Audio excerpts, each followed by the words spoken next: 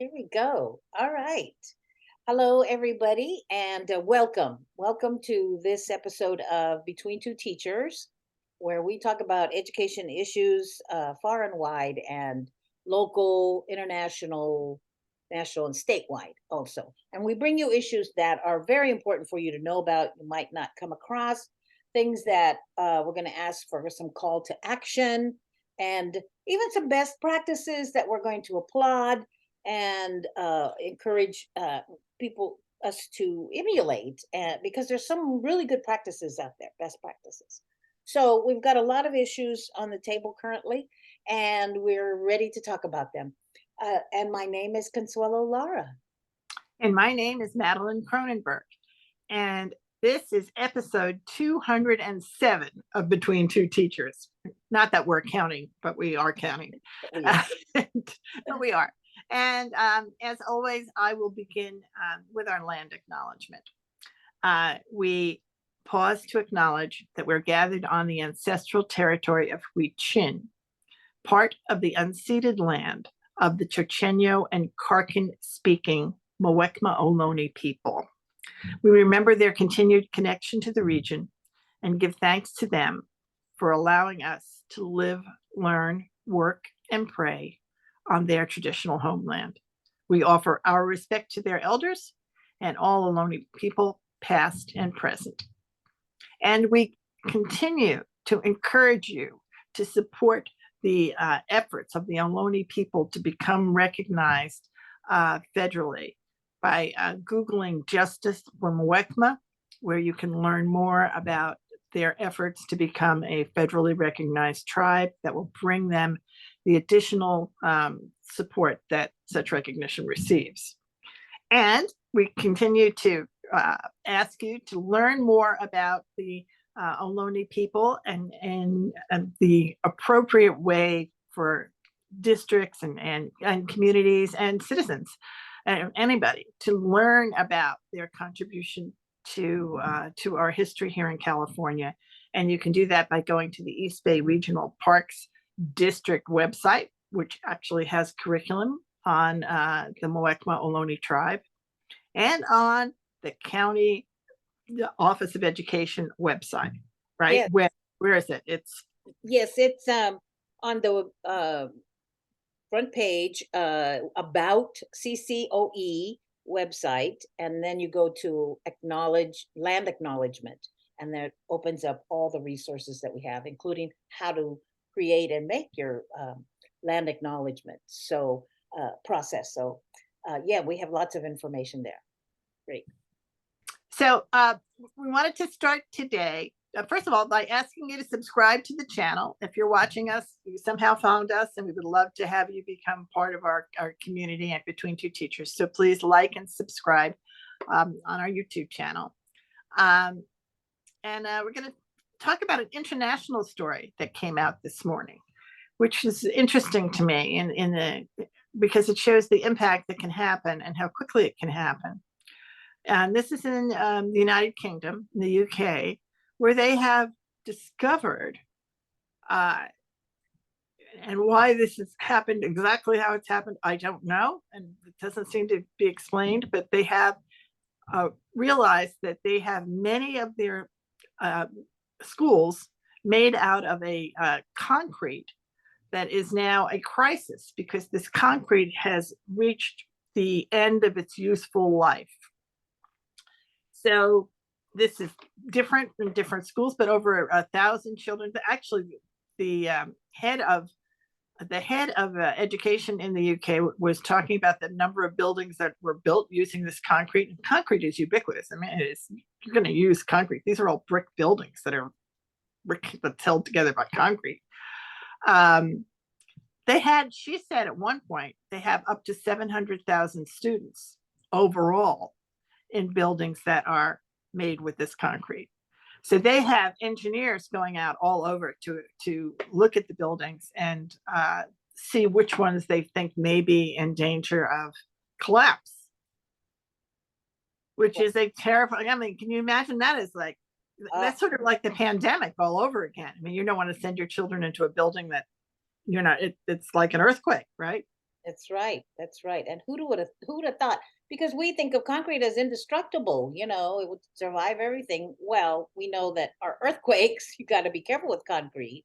But uh, what are they going to do with the students now? Well, this is the thing. Now, this is, a post-COVID world.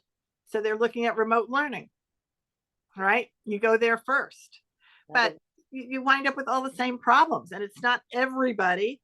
Now it's just, the students in certain schools that have that.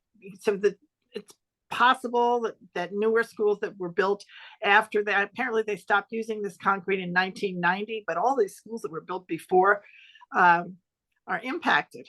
Ah, oh, So wow. so they have many children, many people looking at this now, and it's just, I just think it's the kind of thing that folks interested in education and in school building need to be always on guard, right?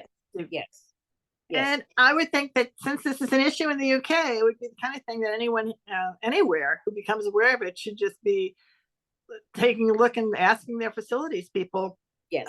is this a problem here? That's right. There should be some kind of exploration of it from facilities committees in the districts, in the cities, all over. Absolutely. Right, right. It just doesn't, makes sense. So that was a striking story this morning, an international story. All right. The one national story I wanted to talk about was in Arkansas. And in Arkansas, the state has canceled African American Studies, the AP African American Studies class, right? And the city of Little Rock, which is featured in the AP Latin American, African American Studies history, right? The Little Rock students who integrated the Little Rock High School is a major part of the story of African Americans in the United States. They voted to not follow the state. Oh, wow. There you go. Yeah, that's a big part of their history, their heritage. I imagine. It's incredible that people are talking about not having it at all. I mean, that's just the whole fact that we're at a point in time where that's even acceptable to talk about. But in the rest of Arkansas, apparently, as of right now, AP African American studies are no longer accepted. And the deal is now that apparently they'll let them teach it, but they won't give them credit. More disenfranchisement. This is Governor Sarah Huckabee Sanders. Of course. Oh my goodness. Yes, this is Governor Huckabee Sanders. So that is that. Then in California, I just wanted to briefly talk about San Francisco. Okay. So this week, Dr. Matt Wayne, who used to be previously worked in West Contra Costa as a principal, and he was superintendent in Hayward. So I've followed his career, and he is now superintendent of San Francisco. Dr. Wayne had to put forward a meeting, a special meeting on resource alignment. Okay. All right. Now, resource alignment is a fancy way of saying we don't have enough money to pay for the things we're paying for now, and so we're going to have to move our money around. And the way you move money around in the school district world is that you have school districts are made up of buildings, and you're not going to be able to support all the buildings that are in your school district. So it's school closure. School closure. That's what he's right? saying. That's what resource alignment is. And I went through his slides. He doesn't say school closure anywhere. Oh my gosh. Yes. Yes. Just, doesn't say it, because school closure brings a lot of negative as a language. This is really using your language. So he never says it, but that's what he's talking about. Yes. And he's going to have to say it at some point. Somebody's going to say it, and he's got to figure out. They're going to have to figure out what to do, because they're expecting to have even more of a decline in enrollment. Yeah. Oh yeah. Yeah, it's very manipulative because they know how to avoid the trigger words. Yeah. and then they won't get, the people won't rise up and protest if they don't hear those, and they know this, so they're just avoiding it. So their teachers union came forward with a report this week. And the teachers union report essentially underscores the fact that they have mismanaged their money, and they had terrible decisions made around their payroll. They had this incredible mismanagement of their payroll, which I want to say Dr. Wayne inherited. It did not happen. He did not start it. He came in and had to fix it. So that is not something that he is any part of. But historically, San Francisco's other administrators, and they have a very heavy number of downtown administrators, and that's a part of their problem. So there's been a grand jury report. There's been this report now by the teachers union, and now we have Dr. Wayne's resource alignment presentation, all of which is going to wind up with right sizing or closing schools. Right, there are all these different ways of saying this, but what it is they're going to wind up closing schools in San Francisco, and they need to start talking about it right now. And I honestly think every district that knows that they're going to have to talk about this later, it's better to start in the beginning. Yes. When you can get more people on board and you can yes. work together as a team to do things. Yes. Right? Yes. In our district, you better get those cities involved in this. Our cities really exactly. love their schools. You need to involve them from the beginning. You need to find partners. Exactly. You need to find partners, right? Yes. And in San Francisco, Dr. Wayne needs to partner with the mayor. He's got to yes. figure out who, and business leaders in San Francisco. He's got to figure out who his partners are. Yeah. Right? Absolutely. And if the partners don't show up, then at least you can say you tried. But if you don't try at all, then it's on you. So they have a big fiscal cliff. They're not the only ones that have it. Yep.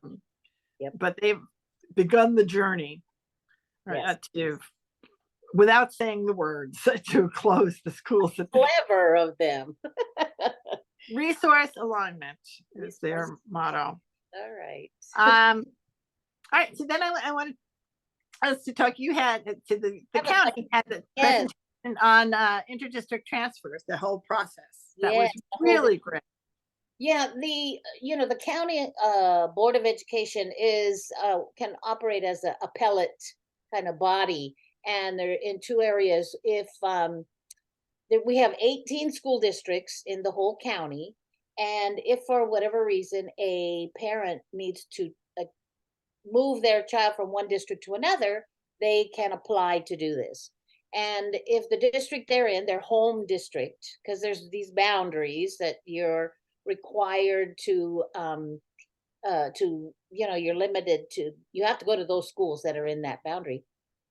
So you have to apply, and you have to apply to be released, and then you have to apply to be accepted into the districts from and to that you're going. So sometimes those are rejected either by one or the other, that no, we can't let student go, or no, we can't accept any more students. And so they can come to us and state their case. And so the thing I realized about this is, parents don't take that lightly. They're not doing this because it's fun or easy. Right. The paperwork, things getting, the meetings, getting everybody, because it's a lot of people involved. It's a legal process. I mean, it is. So it does take a lot of advocacy on their part, and bless their hearts for going through all this for their child. So that's our position in this process. And it's so funny because there's also seems to be almost like a philosophical kind of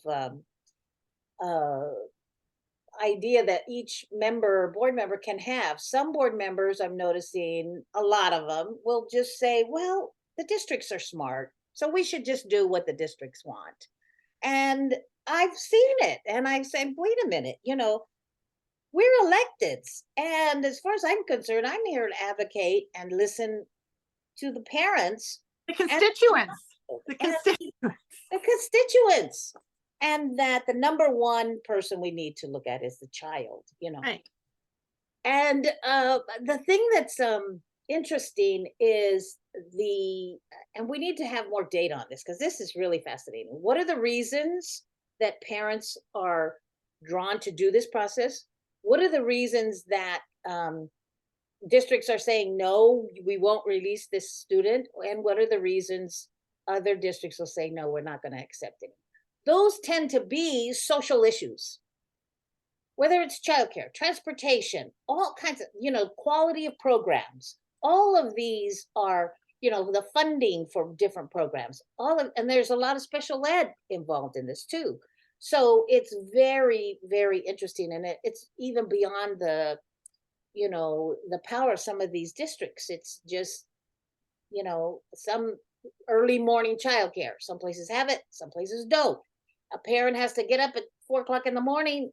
All of these issues are so important to these parents, and we got to figure out the best way to do these. So, what I see is I don't think that there's enough going on to address and advocate about those social problems. And so that's what I'm hoping that we can do more of. And even Trustee Farias, she's brought up this also, like where else can we advocate about some of these big issues?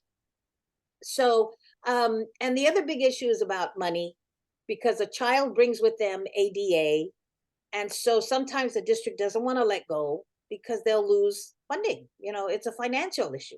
Well, how's that the child's fault? The child needs to go where their best environment will be, or to stay, because sometimes that happens. They want to stay and continue, but the family has moved for whatever reason.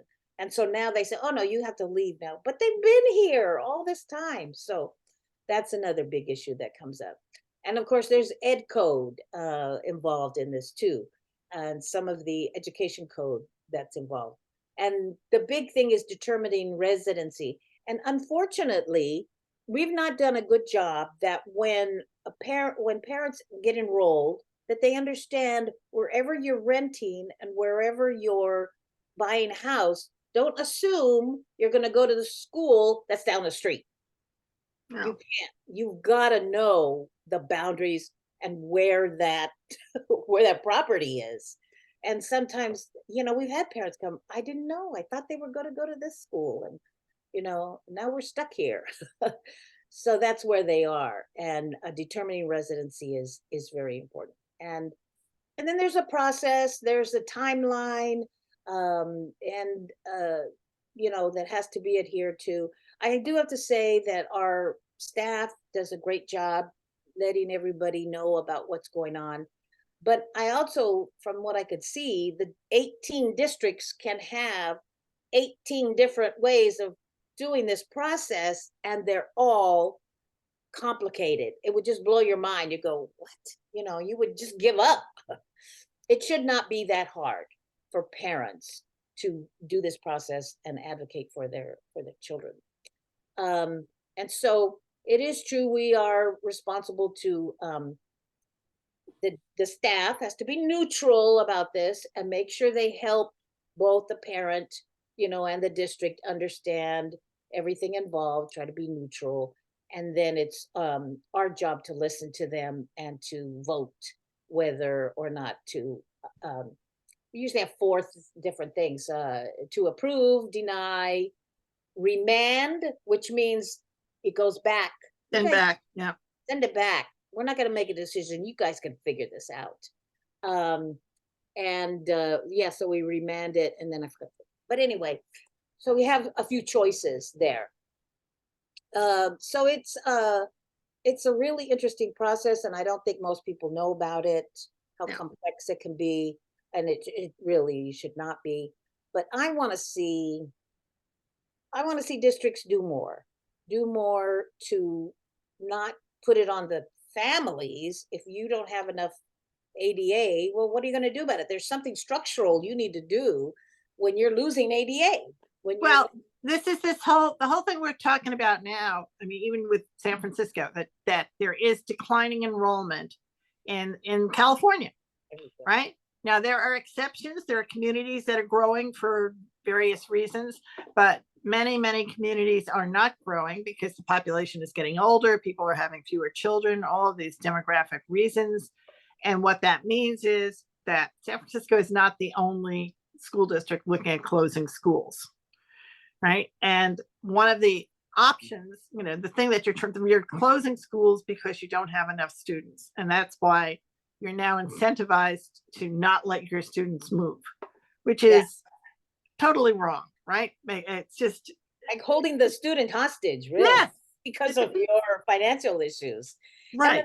And the other way is there's districts, people are moving east county. They're growing. They're building houses. If you build a house, you got to build schools.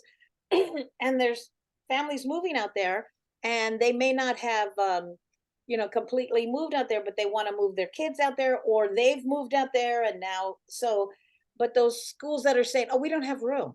Well, I asked the districts, some of them who said they don't have room. I said, you really don't have enough buildings? And they said, no, we have enough buildings. We don't have enough teachers. So that's where they don't have the room. So it comes back to our initial issue of the teacher shortage. Right. So, but this is consistent. And so my thought is, well, what are you doing about this? How are you fixing this? We need to see them being proactive about this and not deny this. Which is another big reason for workforce housing. Especially out there. Yes, that's especially out there, right? There it is. There it is. Yes, exactly it. So yeah, these are all important issues. I've got the presentation that was given to the county board posted. So if you want to look at it, you can. You can also go to their website and find it. Gives you a real insight into transfers. So if you're interested in transfers at all, there's a lot of important information in there, as well as in your board meeting where Mr. Berger did an excellent job of guiding people through how it works. Yes, so you can follow that, and you can get and it also talks about expulsions, and there are also expulsion hearings as well. Same thing of being an appellate kind of agency. So, right. So I wanted to share that.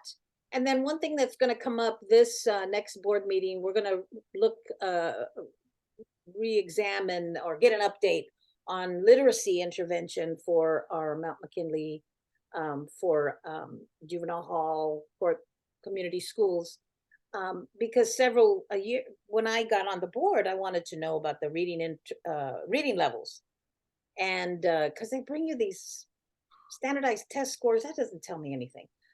Was their reading level, and it was about the average was 4th grade. We're talking about teenagers and young adults who are, so what are we doing? How are we fixing this? This is such an old issue, my goodness, and it never gets any progress in it. And so we start the discussion, well, let's compare. What do they do in these more affluent areas compared to areas with the higher needs or more vulnerable students are? And so what is the difference, Ms. Cronenberg, that you see? Difference is that in the more affluent communities, they wouldn't even consider leaving a child behind. They immediately triage that child, right? They provide the additional tutoring services, whatever the services are that need to be provided, they provide. So there is no issue of all of these children reading below level because it's not allowed to happen. And so you don't have this industry of other people who have to come in and catch up the 12th grader who's reading at a 3rd grade level. You don't have that industry. It doesn't exist because you've addressed it when they're younger. Yeah. And the fact is, you can address it. I mean, if you recognize when they enter an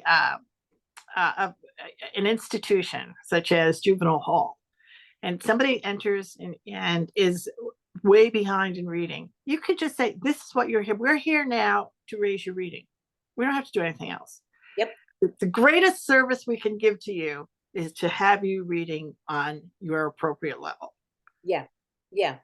And one of the things that's not being done right is how they're using those resources. So it sounds like in those areas, whatever resources they get, they put it on direct services to the student. But over here, we would have more administrators. Let's form a task force and let's talk about this. And it never gets anywhere. You don't solve anything. And the there's a mentality, I'm sorry to say, that, well, these kids, it's more difficult for them, kind of thing. There's lower expectation. And I really think that's part of it as well, unfortunately. Absolutely. You know, I mean, that is the key thing. The affluent communities do not have a lower expectation, and nothing is going to make them lower their expectations. there you go. Right?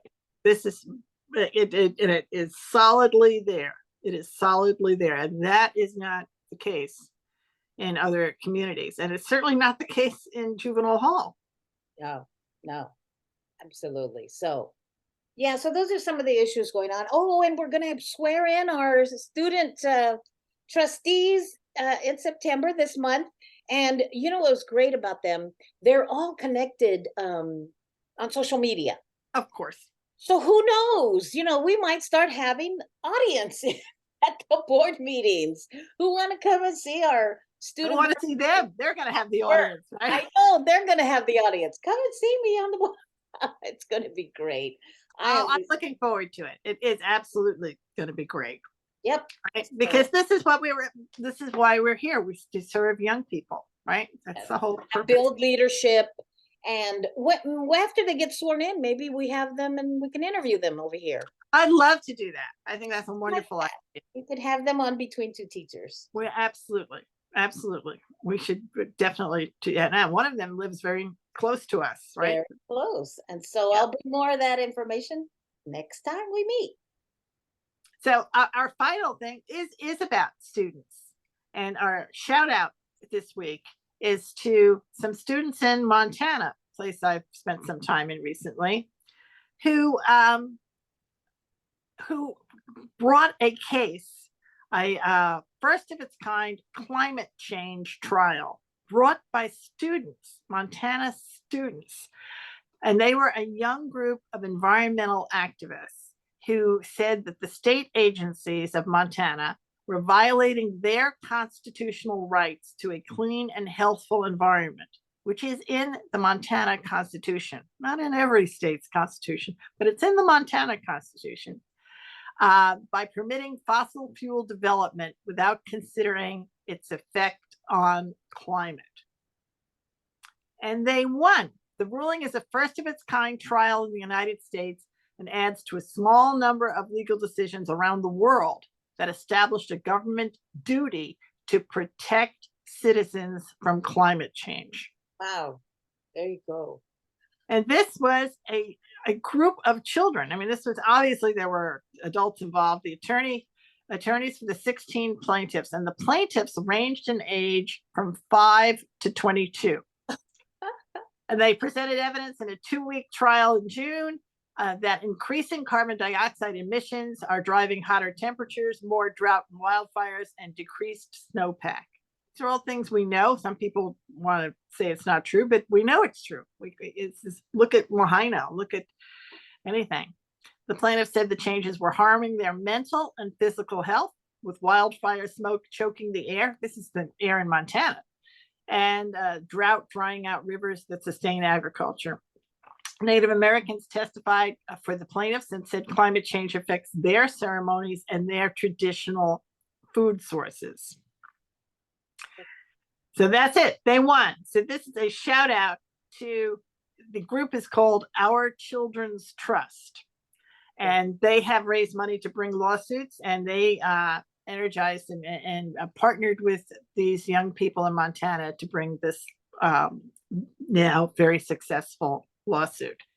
So a shout out to the children of Our Children's Trust in Montana. And we just need to see more of that, because in the end, these are, our children have far more, see climate change as a much greater priority than older members of the community. True. It's true. Right. Because they're going to be living here longer than us. Right? Yes, they care. They care about the planet. They care about the planet. So until next time, we will see you again next week on Between Two Teachers. Bye, everybody.